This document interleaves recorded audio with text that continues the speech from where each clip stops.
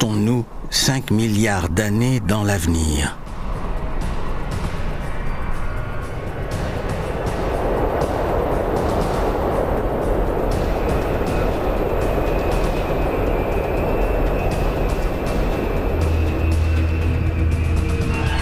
Le Soleil manque du combustible thermonucléaire qui le fait se consumer.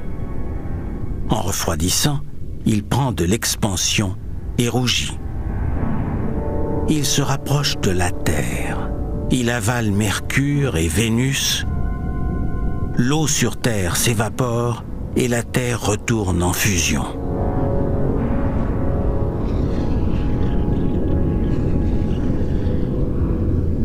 Quand le combustible s'est tari, le noyau du Soleil se contracte et l'astre passe d'un géant rouge à une naine blanche.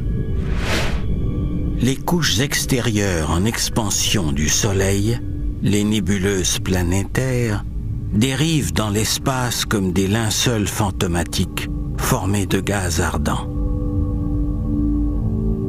Les planètes qui survivent à ce changement, celles qui sont plus éloignées comme Saturne et Neptune, en sont fondamentalement transformées.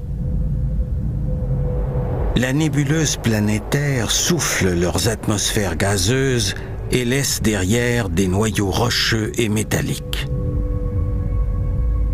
Les planètes distantes, n'étant plus retenues par la faible force d'attraction du Soleil, dérivent dans l'immensité de l'espace. Projetons-nous des milliards d'années plus tard. Toute la chaleur résiduelle du Soleil a disparu. Sur sa surface petite et sombre, la température est la même que dans l'espace. Le Soleil est maintenant une naine noire.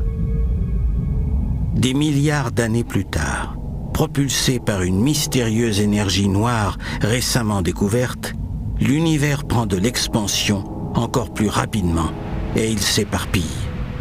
À grande échelle, comme à l'échelle moléculaire, l'expansion dépasse la gravitation et tout se déchire.